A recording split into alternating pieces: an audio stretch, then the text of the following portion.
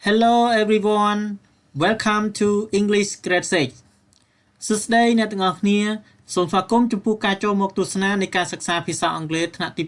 6បាទអញ្ចឹងក្នុងវីដេអូនេះផងដែរលោកគ្រូនឹងលើកឡើងនៅការសិក្សាភាសាអង់គ្លេសមួយទាក់ទងទៅនឹងភាសាអង់គ្លេសនៅថ្នាក់ទី6កម្រិតបឋមសិក្សាបាទជាកិច្ចដំបូង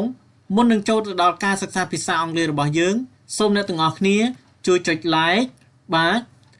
ហើយចំពោះបងប្អូនដែលមិនទាន់ចុច Subscribe សូមជួយចុច Subscribe ឬភាសាខ្មែរយើងហៅថាជាវ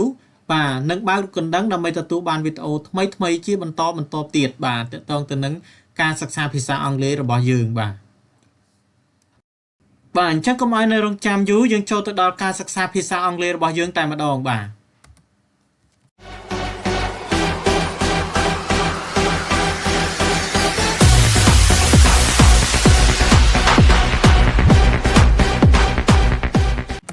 Yes, hello everyone. បាទសួស្តីបងប្អូនទាំងអស់គ្នាបាទនឹងហើយឥឡូវយើងបន្តចូល English Grade 6របស់យើងជាបន្តទៀតបាទអញ្ចឹងកាលពីវីដេអូមុនយើងបានសិក្សា English Grade 6ទៅនឹង Ch2 Unit 5បាទអញ្ចឹងកាលពីវីដេអូមុនយើង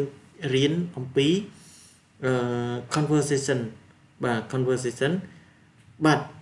in this videoបាទអញ្ចឹងក្នុងវីដេអូនេះវិញលោកគ្រូនឹងលើកឡើងមកសិក្សានៅទំព័រទី48បាទទំព័រទី48យើងនិយាយអំពី reading បាទអញ្ចឹងបងប្អូនទាំងអស់គ្នាអាចបើកសៀវភៅទៅទំព័រទី48ដើម្បីរៀនអត្ថបទ reading របស់យើងទាំងអស់គ្នាបាទអញ្ចឹងកុំឲ្យនៅរង់ចាំយូរយើងចូលទៅអត្ថបទ reading របស់យើងតែម្ដងreading this is the text that in our book បាទនេះជាអត្ថបទដែលយើងនឹងត្រូវសិក្សានៅក្នុងសៀវភៅ English Grade 6របស់យើងបាទអត្ថបទ reading មកអញ្ចឹងលោកគ្រូអានមួយហើយលោកគ្រូបកប្រែជូនបងប្អូនទាំងអស់គ្នាតែម្ដងប៉ុន្តែមុននឹងអានបកប្រែលោកគ្រូមាន keyword មួយចំនួនបាទនេះនៅក្នុងអត្ថបទហ្នឹងបាទទី1គឺពាក្យថា celebrate celebrate មានន័យថាប្រារព្ធពិធីណាប្រារព្ធពិធីជា verb ទី2គឺ attend attend ជា verb ដែរប្រែថាចូលរួមណាចូលរួមទី3គឺ encourage encourage នេះជា verb មានន័យថាលើកទឹកចិត្តណាលើកទឹកចិត្តអញ្ចឹង keyword 3នេះគឺមាននៅក្នុងអត្ថបទរបស់យើងខាងលើហ្នឹងអញ្ចឹងមកយើងអានហើយបកប្រែទាំងអស់គ្នាតែម្ដងអញ្ចឹងគ្រូអានមួយហើយបកប្រែឲ្យបងប្អូនទាំងអស់គ្នាឲ្យយល់បាទ reading listen to your teacher and repeat បាទអញ្ចឹងគេឲ្យស្ដាប់គ្រូហើយថាតាម National Reading Day is celebrated on March the 11th in Cambodia every year បាទអញ្ចឹងមានន័យថាទិវាអំណាចជាតិណា National Reading Day ណាទិវាអំណាចជាតិគឺត្រូវបានប្រារព្ធឡើងនៅថ្ងៃទី11ខែមីនានៅប្រទេសកម្ពុជាជារៀងរាល់ឆ្នាំបាទជារៀងរាល់ឆ្នាំIt's the birthday of the សម្ដេចជួនណាតណាវាជាថ្ងៃកំណើតរបស់ព្រះបាទព្រះសង្ឃរាជសម្ដេចព្រះសង្ឃរាជជួនណាតបាទវាជាថ្ងៃកំណើតរបស់សម្ដេចព្រះសង្ឃរាជជួនណាតបាទ birthday ណានៅថ្ងៃទី11ខែមីនាហ្នឹងThe first National Reading Day was celebrated at Royal University of Phnom Penh បាទអញ្ចឹងពិធីអំណាចជាតិលើកដំបូងណាពិធីអំណាចជាតិលើកដំបូងគឺត្រូវបានប្រារព្ធឡើងនៅសាកលវិទ្យាល័យភូមិន្ទភ្នំពេញណាសាកលវិទ្យាល័យភូមិន្ទភ្នំពេញបាទត្រូវបានប្រារព្ធឡើងនៅសាកលវិទ្យាល័យភូមិន្ទភ្នំពេញThere were 1883 people attended the event មានន័យថាមានអ្នកចូលរួមណាមានអ្នកចូលរួមចំនួន 1883 នាក់ណា 1883 នាក់ bà nơi khung proteka này bà nơi khung proteka này cứ proteka TV âm nát chuyện năng bà chỉ lực đồng bộ nó miền mình lúc một quán phong bay ra ba sắp bay nè bà this number of participants is the same as the same as his birth yeah bên đây tha là những nơi sau bị clear toàn chót ba những chỗ từ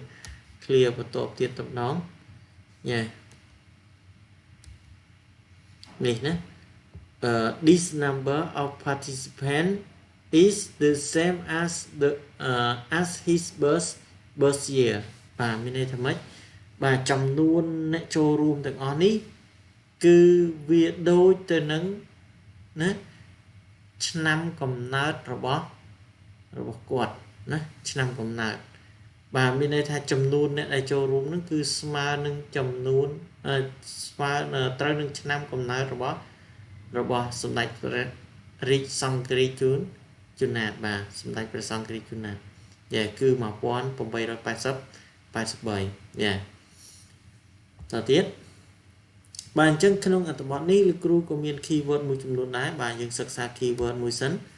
បាទទី1គឺ habit បាទ habit ជា noun បាទមានន័យថាទម្លាប់ណាទម្លាប់ទី2គឺ promote promote ជា verb មានន័យថាលើកតម្កើងណាលើកតម្កើងទី3គឺ culture ណា culture ជា noun មានន័យថាវប្បធម៌ទី4គឺ program program ជា noun មានន័យថាកម្មវិធីណាកម្មវិធីទី6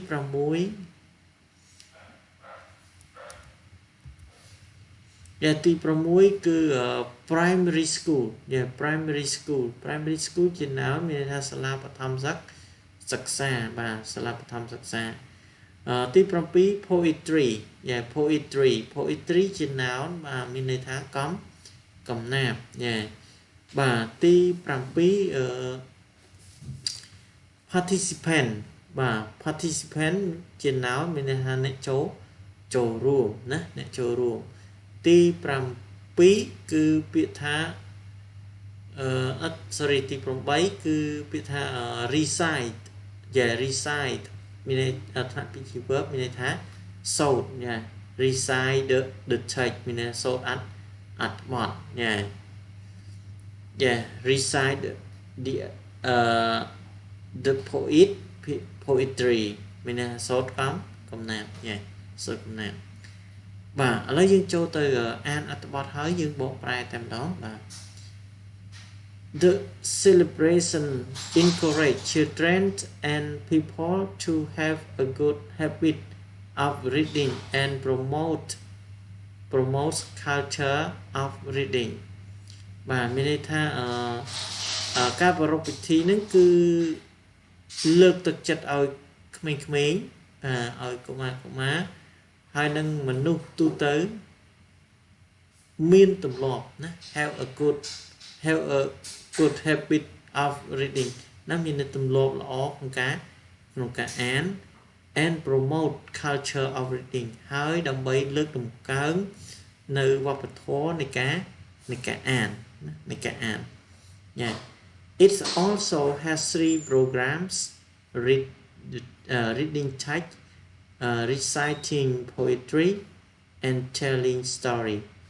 and telling story មានន័យថាវាមានកម្មវិធី3ណាវាមានកម្មវិធី3ក្នុងទីវាអំណាចហ្នឹងបាទទី1គឺ reading text អានអត្ថបទទី2គឺសូត្រកំណាព្យណា reciting poetry and telling story ណាហើយនឹងការនិទានរឿងណាការនិទានរឿងhigh school students read the text the public recite poetry and primary school students tell story បាទមានន័យថាសិស្សវិទ្យាល័យសិស្សរៀននៅវិទ្យាល័យគឺអានអត្ថបទណាសូត្រកំណាព្យទូទៅបាទសូត្រកំណាព្យទូទៅ public ហើយសិស្ស សាលាបឋមសិក្សានិទានរឿងយ៉ានិទានរឿងយ៉ាបាទអញ្ចឹងចប់ហើយតទៅនឹង reading អត្ថបទរបស់យើងបាទមានតែប៉ុណ្ណេះបាទសង្ឃឹមថាបងប្អូនទាំងអស់គ្នានឹងយល់អត្ថបទហ្នឹងហើយបងប្អូនទាំងអស់គ្នាយកទៅរៀនអានហើយបកប្រែឡើងវិញបាទតាមលំនាំវីដេអូមួយបាទបើបងប្អូនមិនទាន់កន្លែងណាបងប្អូនអាច scroll ឡើងវិញទៅដើម្បីមើលសារឡើងវិញបាទអញ្ចឹងវីដេអូនេះគឺមានតែប៉ុណ្្នឹងបាទសូមអរគុណបងប្អូនទាំងអស់គ្នាបាទជាចុងក្រោយលោកគ្រូមានជាសំណួរសម្រាប់បង្ហាញក៏ដូចជាសម្រាប់វាស់ស្ទង់នៅសមត្ថភាពនៃការអានរបស់បងប្អូនទាំងអស់គ្នាបាទដើម្បីឲ្យបងប្អូនទាំងអស់គ្នាយកទៅរៀនឆ្លើយបាទសំណួរទី1គឺ Where was the first National Reading Day celebrated បាទមានន័យថាទិវាអំណាចជាតិលើកទី1ហ្នឹងគឺបានប្រារព្ធឡើងនៅទីណាបាទនៅទីណាអញ្ចឹងបងប្អូនទាំងអស់គ្នាអានអត្ថបទហើយរៀនបកប្រែឡើងវិញតាមលំនាំដែលគ្រូបានអានបកប្រែឲ្យបងប្អូនទាំងអស់គ្នាហ្នឹងបងប្អូនអាច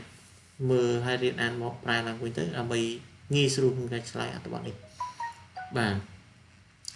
ទី2 How many programs are there in the event បាទមានន័យថាមានកម្មវិធីប្រមាណណានៅក្នុងព្រឹត្តិការណ៍ហ្នឹងបាទនៅក្នុងព្រឹត្តិការណ៍ហ្នឹងឬក៏នៅក្នុងកម្មវិធីហ្នឹងយ៉ាwhat did they do in the event ណា what did they do in the event ណាមានន័យថាតើពួកគេបានធ្វើអ្វីនៅក្នុងព្រឹត្តិការណ៍នោះណានៅក្នុងព្រឹត្តិការណ៍នេះយ៉ា number 4 who is telling the story មានន័យថាតើនរណាអានអត្ថបទរឿងណាអាននិទានរឿងយ៉ាអាននិទានរឿងយ៉ាអញ្ចឹងសង្ឃឹមថាបងប្អូនទាំងអស់គ្នាអានអត្ថបទឡើងវិញហើយដើម្បីស្វែងយល់និងឆ្លើយនៅសំណួរទាំង4នេះឲ្យបានត្រឹមត្រូវបាទអញ្ចឹងមានតែប៉ុណ្ណេះសម្រាប់វីដេអូនេះបាទសូមអរគុណសម្រាប់បងប្អូនទាំងអស់គ្នាបាទ yes thanks for watching បាទសូមអរគុណដែលបងប្អូនទាំងអស់គ្នាបានតាមដានវីដេអូនេះតាំងពីដើមរហូតដល់ចប់បាទជាចុងក្រោយសូមបងប្អូនទាំងអស់គ្នាជួយចុច like បាទហើយចំពោះបងប្អូនដែលមិនទាន់ចុច subscribe សូមជួយចុច subscribe និងបើករូបកណ្ដឹងដើម្បីទទួលបានវីដេអូថ្មីជាបន្តទៀតបាទសូមអរគុណបាយបាយ